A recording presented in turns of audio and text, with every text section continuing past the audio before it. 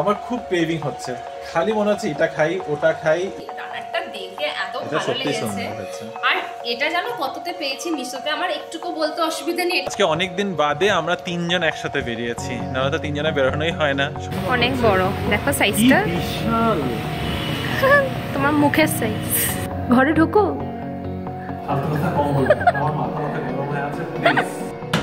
শেষমেশ লকটাই ভাঙতে হচ্ছে। লকটা বাইরের দিকে পুরোটা ভাঙতে হয়েছে, ড্যামেজ হয়ে গেছিল অ্যাকচুয়ালি লকটা। পাকিস্তান অ্যাটাক করেছে ইন্ডিয়ার উপরে, আর সেটাই নিউজ এখন চালিয়ে বলছে। একটা না কথা আছে, তিন তিকারা কাম বিগারা, এটা বাংলাতেও বলে যে তিনজন একসাথে কোথাও বেরোতে নেই। নেমেই রওনা দিয়ে দিয়েছি, টোটোর মধ্যে ব্যাগ শুদ্ধ কাপড় শুদ্ধ রেখেই চলে গেছি। প্লিজ একটু নিউজের উপর নজরটা রেখো, ইট ইজ ভেরি ইম্পর্টেন্ট। যেন সিচুয়েশন কিভাবে এসকেলেট হচ্ছে, কিভাবে এগোচ্ছে, তার উপরে কিন্তু অনেকটা ডিসিশন ডিপেন্ড করবে আমাদের সবার।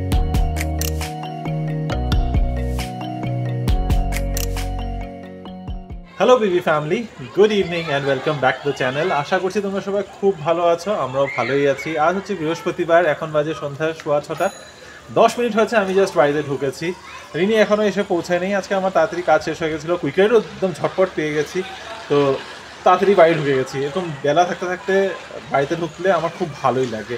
আমি ওই অন্ধকার হয়ে গেলে অফিসে বসে থাকা আমার একদম পছন্দ না।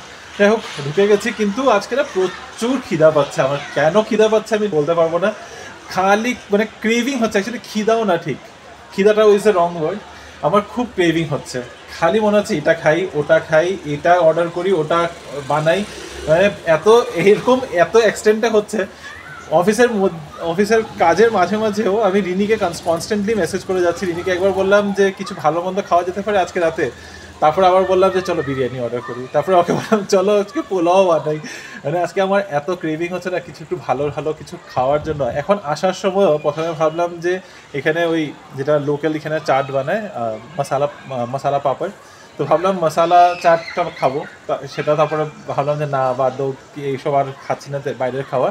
তারপরে আবার ভাবলাম যে সিঙ্গারা খাবো। গেট পর্যন্ত এসে আবার যেতে নিয়েছিলাম, তার ভাবলাম না, রিনি আসুক, আসার পরে তারপরে আলোচনা করে দেখবো যদি ঘরেই কিছু একটা করা যেতে পারে।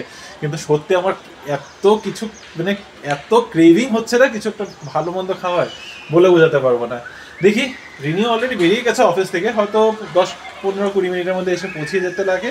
ও একবার আসুক, তারপরে দুজনে আলোচনা করে একটা কিছু ডিসাইড করবো।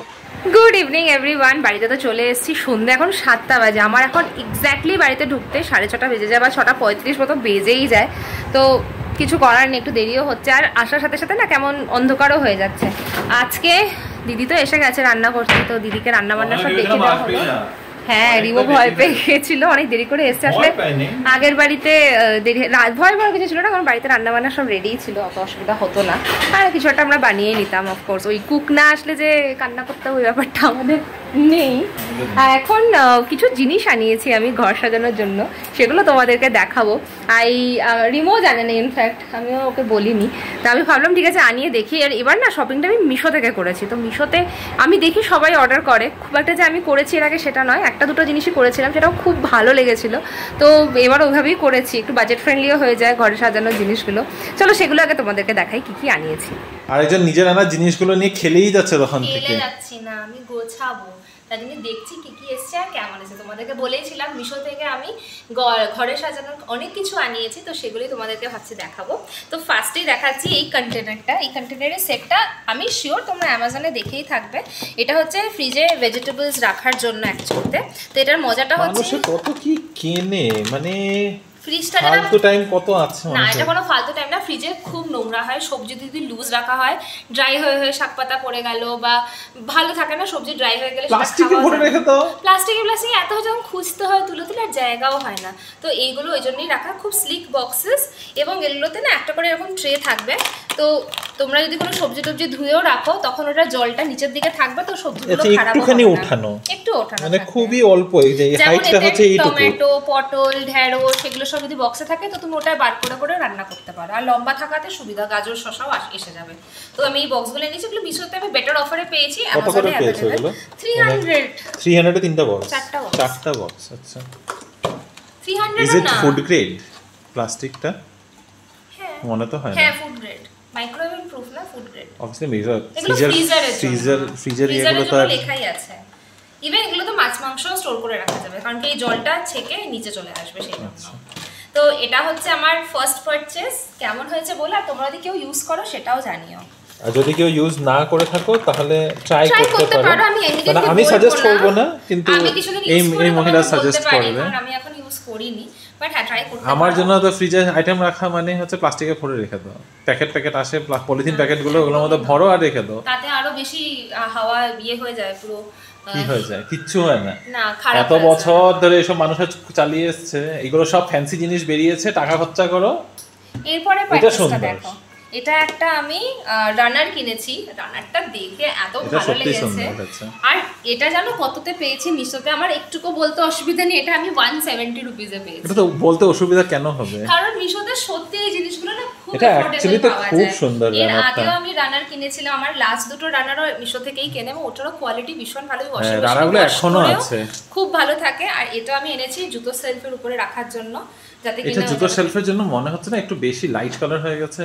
জুতো রাখবে না তো ওটার উপরে? জুতো রাখবো না, বাট ওটা বেরোতে আসতে তো ওটার উপরে বসা হবে। Don't you think it's little light colour? মানে I think this is a little too light colour. TV এটা আমাদের ওই টিভির এটার উপরে রাখলে আই থিংক বেটার হবে, কিন্তু এটা চড়া হবে। এটা টিভি আমাদের ক্যাবিনেটের জন্য একটু চড়া হবে। এটা এরকম চড়া আরেকটা রানার আছে, বাট এটা খুব ভালো লেগেছে আমার। এটার মধ্যে প্রচুর কালার অপশনস अवेलेबल ছিল, তোমরা এমনি সার্চ করে দেখতে পারো মিশোতে, you will get nice options starting from 150 or 140 থেকে ওদের ওখানে। এই রানারটা এটার উপরে যাবে? এটা তো এইটার সাথে দিলে আচ্ছা না, আমি জাস্ট বলছি আর কি।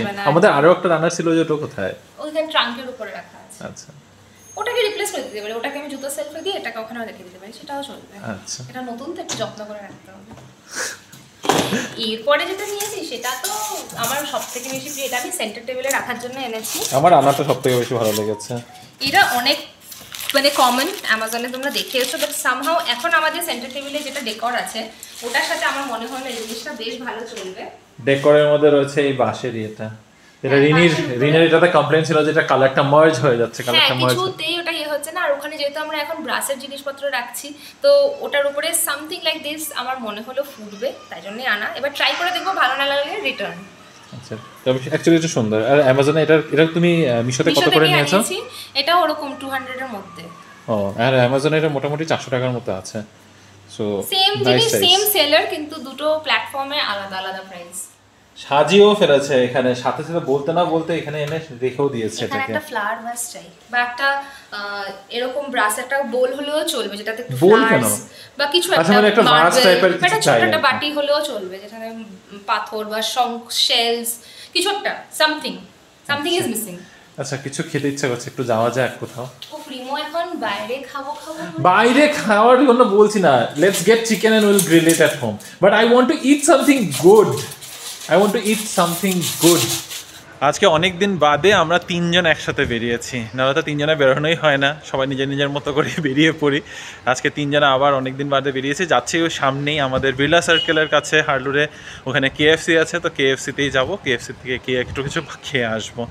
প্রচণ্ড ক্রেভিং হচ্ছে, তোমাদের বলেছিলাম, ফাইনালি ক্রেভিং মিটানোর একটা কিছু রাস্তা বের করেছি। এই জায়গাটা আমাদের বাড়ি থেকে খুবই কাছে, এটা হচ্ছে হার্ডলুরের বিড়লা সার্কেলের ওই পাশটাতে হচ্ছে মুভি থিয়েটারটা, যেখানে আমরা যাই সিনেফিল।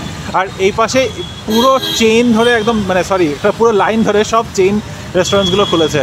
Pizza Hut, KFC, কস্টা coffee, McDonald's সব আছে এখানে।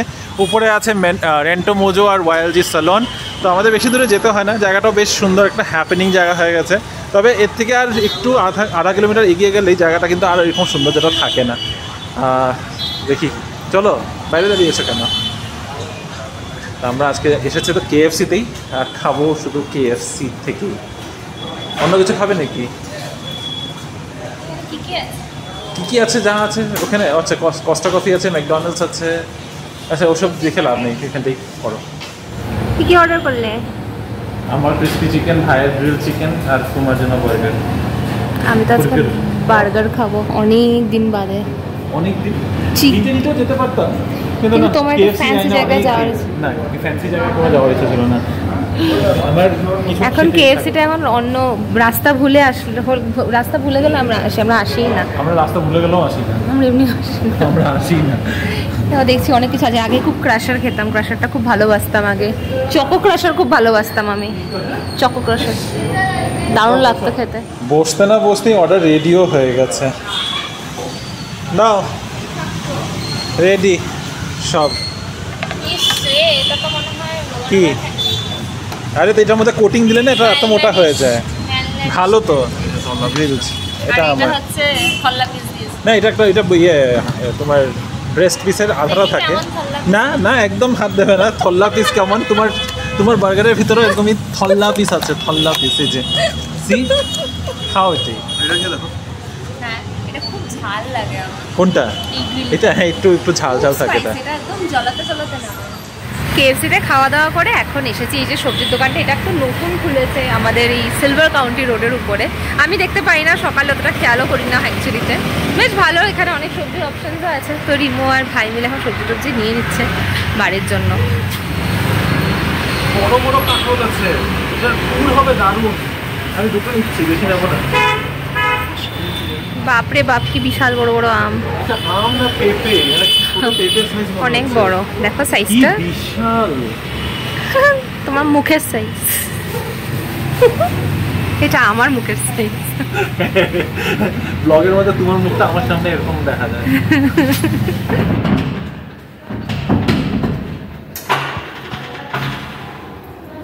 কেএফসি যাওয়া হলো, খাওয়া হলো, বাজার হলো, আড্ডা হলো। এবার ঘরে ঢুকো। ফালতু কথা কম বলবে, আমার মাথা ব্যথা গরম হয়ে আছে। প্লিজ বলো কি কাণ্ড হয়েছে আজকে? কিছু হয়নি, দরজা লক হয়ে আছে, আর কিছুই না। আমরা ঘরে ঢুকতে পারছি না। লাস্ট আধা ঘন্টা ধরে আমরা চেষ্টা করে যাচ্ছি। দরজা লক হয়ে গেছে। এই দেখো, এই কাঠি দিয়েও চেষ্টা করা হয়েছে। এটা তার দিয়ে খুঁচিয়ে যদি চাবিটা ভেতর থেকে ফেলা যায়। আমাদের দরজাটা অবশ্যই ভিতর থেকে লক হয়, বাইরে থেকেও লক হয়। এবার ভিতরে একটা চাবি, ভাইয়ের চাবিটা ভিতরে লাগানো, আর আমরা বাইরে থেকে লক করে বেরিয়ে এসেছি। এবার খোলার চেষ্টা করছি কিন্তু খুলতে পারছি না। ভেঙেই ফেলো দরজাটা ধাক্কা মেরে। আমাদের ফাইনালি কি মেকার ডাকতে হয়েছে, লিটারালি কি মেকার ডাকিয়ে লক খোলাতে হচ্ছে। জানি না এখন খুলবেও আদৌ কিনা।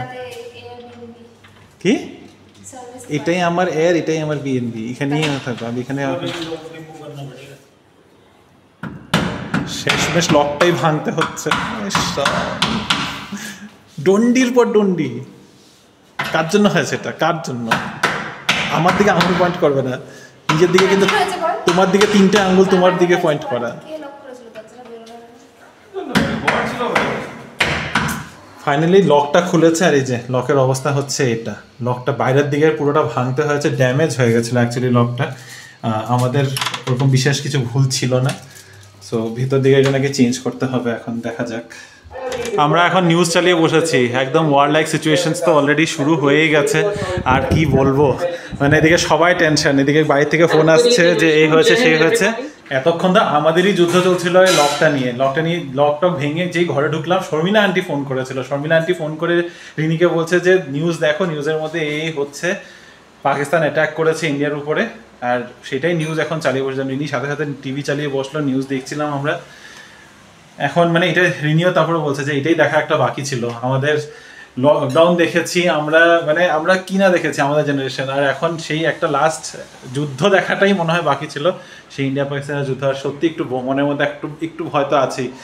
মাকে ওখানে মাগেরা থেকে ফোন করে, মাও ফোন করলো, মায়ের সাথে এতক্ষণ কথা হচ্ছিল। মাও একটু চিন্তায় আছে। মা বলছে তোরা বড় শহরে থাকিস, কি জানি যদি কিছু ওইদিকে ইয়ে করে, আমরা তো এদিকে ছোট জায়গায় আছি, এখানে মনে হয় না কিছু অ্যাটাক করবে। মারা অলরেডি চিন্তা হয়ে গেছে এটা নিয়ে। মা বলছে এসে এক জায়গায় থাকলেও ভালো হতো, টেনশন হচ্ছে, ইয়ে হচ্ছে।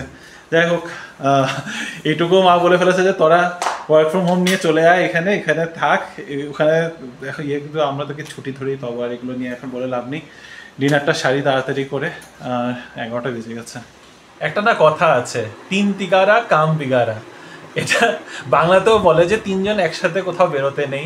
3 জন বেরোলেই একটা মানে এটা কাজটা শুভ হয় না। আমাদের বাড়ি থেকে আমাদের মায়েরা সবসময় বলে 3 জন কোথাও বেরোবে না, 3 জন। ইভেন আমার বাড়িতে এটা মানা হয়, সবাই বলে, আমাদের বাড়িতেও মানা হয়। আমরা অ্যাকচুয়ালিতে বের হই না। যখনই আমরা বের হই কোথাও, হয়তো ভাই আগে বেরিয়ে পড়ে। এখন লাস্ট কয়েকদিন ধরে যে আমরা যে কোথাও বেরোচ্ছি যাচ্ছি, হয়তো ভাই আগে বেরিয়ে পড়ে বা রিনি আগে বেরিয়ে পড়ে, বেরিয়ে গিয়ে লিফটের সামনে দাঁড়িয়ে থাকে।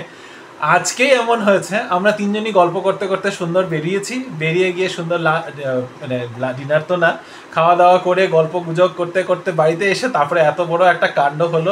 ঘরে নিজেরাই নিজেদের ঘরের বাইরে লক আউট হয়ে বসে আছি, 1 ঘন্টা ধরে আমাদের এই যুদ্ধ চললো।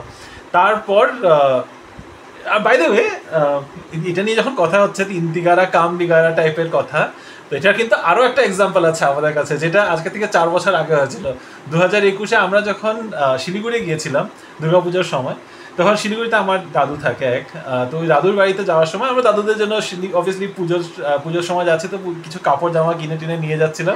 সে তখনও ওই একবার আমি ভাই একসাথে বেরিয়েছিলাম বাড়ি থেকে, আর টোটো করে যাচ্ছিলাম শক্তিগড় এরিয়াতে। যেতে যেতে চলে এসে নতুন যাচ্ছিলাম, তখন নেমেই রওনা দিয়ে দিয়েছি, টোটোর মধ্যে ব্যাগ শুদ্ধ কাপড় শুদ্ধ রেখেই চলে গেছি। ওই ঘরে ঢুকে আরে গিফটটা দেবো, যে গিফটটা কই, আবার দৌড়েছি। টোটো কে আর থাকে পুজোর আগে নতুন কাপড় পেয়ে যে নিয়েছে মোট কথা ওটা আমাদের গেছিল। আর বড় ছোট আটকা গেছিল, একটা মেখলা ছিল, একটা শাড়ি ছিল, একটা শার্ট ছিল, মানে সব গেছে আমাদের। এত তারপরে মাথা গরম হয়ে গেছিল না। সেই একবার হয়েছিল এরকম, একসাথে 3 জন বেরিয়ে পড়েছিলাম বাড়ি থেকে, আর ওটা হারিয়েছে। আজকেও 3 জন হয়েছে, আর এমনই হলো লকটাই নষ্ট হয়ে গেছে বলো। আর এটা মানে লকটা কিছুদিন ধরে অসুবিধা দিচ্ছিল, এভাবে আটকে যাবে আমরা বুঝিনি, সত্যি বুঝতে পারিনি। এবার লকটা চেঞ্জ করতে হবে, এটা আননেসেসারি একটা এক্সপেন্স অ্যাড হলো। যাই হোক, তার বাদে যেটা তোমাদের বলছিলাম, ইন্ডিয়া আর পাকিস্তানের কিন্তু প্রচন্ড টেনশন এসকেলেট হয়ে গেছে। বাড়িতে ঢুকেছি, তারপরে মানে আমি দেখছি তখন ফোনটা বেশি চালাচ্ছিলাম না, তারপরে ঘরে ঢুকতে না ঢুকতেই শর্মিলা আন্টি ফোন করে বলেছে, আর তারপর থেকে টেনশন শুরু হয়ে গেছে। দেখো মানে কতটা ওদিকে সিচুয়েশন নিয়ে হবে, সিভিলিয়ানসদের উপরে কতটা ইমপ্যাক্ট পড়বে সেটা নিয়ে তো এখন আপাতত বলছি না। বর্ডার এরিয়াতে যারা থাকে তারা যথেষ্ট অলরেডি ইমপ্যাক্ট পড়ছে না, আমাদের মতো এখানে যারা থাকি দূরে, মানে বর্ডার এরিয়া থেকে দূরে থাকছি, ওখানেও ইমপ্যাক্ট পড়বে, অবভিয়াসলি অনেক রকমের ইমপ্যাক্ট পড়বে, কিন্তু সেটা কতটা ইমপ্যাক্ট পড়বে সেটা এখন আপাতত কেউই এস্টিমেট করতে পারছি না, সেটা নিয়ে কিছু বলতেও পারবো না। তবে লেটস জাস্ট হোপ যে টেনশনসগুলো যেন এতটাও এক্সকেলেট না করে যায় যে এটা আউট অফ কন্ট্রোল হয়ে যায়। নিউজ কন্টিনিউয়াসলি নিউজের উপরে মনিটর রাখছি, তোমরাও রেখো, সাবধানে থেকো, অ্যালার্ট থেকো, সেটাই। ট্রাভেলিংটা একটু অ্যাভয়েড করো, আই উড সাজেস্ট। এই সময়গুলোতে যতটা নিজেদের কাজের মধ্যে থাকা যায়, মানে নিজেদের জায়গায় থাকা যায় আর কি। নর্থের সাইডে তো অলরেডি 27টা এয়ারপোর্টস বন্ধ করে দেওয়া হয়েছে, কমপ্লিটলি রেড অ্যালার্ট দিয়ে দিয়েছে, ওদিকে পুরো নন ফাংশন হয়ে গেছে।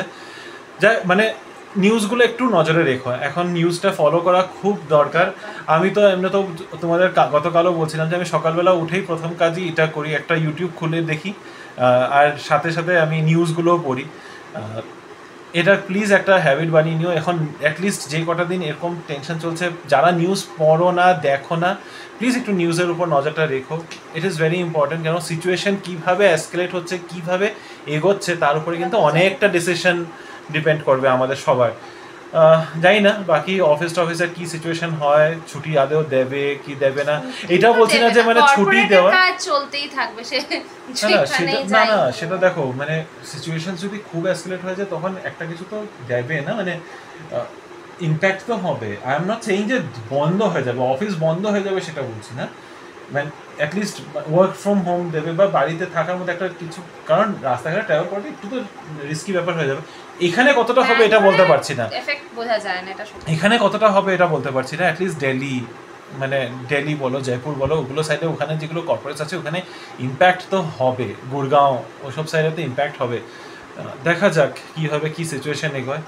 তবে আজকের ভিডিওটাকে এখানে শেষ করছি, আজকে আর কমেন্টস নিয়ে বসছি না, তোমাদের কমেন্টস অনেক এসেছে এর মধ্যে একটা দিনেই, সেগুলো নিয়ে পরে উত্তর দেবো।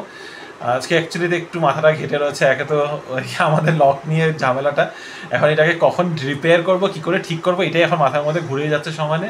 তার সাথে সাথে এই ইন্ডিয়া পাকিস্তান টেনশনটা নিয়ে না মাথার মধ্যে সারা, আমি ডিনার করতে করতেও নিউজ দেখে যাচ্ছি কন্টিনিউয়াস, এগুলো লাইভ চলছে, এনডিটিভি, ফার্স্ট পোস্ট, সব এগুলো দেখেই যাচ্ছি কন্টিনিউয়াসলি, আর এখনও মাথার মধ্যে না একটু ঘুরছে। দেখা যাক। এনিওয়ে, তো আজকের ভিডিওটাকে এখানেই শেষ করি। হোপফুলি ভিডিওটা তোমাদের ভালোই লেগেছে, যদি কিছু ভালো লাগে অবশ্যই লাইক করবে, সাবস্ক্রাইব করবে চ্যানেলটাকে, এরকম অনেক কমেন্ট করে আমরা কমেন্ট নিয়ে বসবো অন্য একটা দিন। আর প্লিজ অনেক ভালো থেকো, সুস্থ থেকো, আর সেফ থেকো, তোমরা সকলে অ্যালার্ট থেকো, প্লিজ অ্যালার্ট থেকো, বারে বারে রিকোয়েস্ট করছি, এখন অ্যালার্ট থাকাটা ভীষণ জরুরি। পরে একটা নতুন ইন্টারেস্টিং ব্লগেও দেখা হবে। এখনকার মতো বাই বাই, গুড নাইট।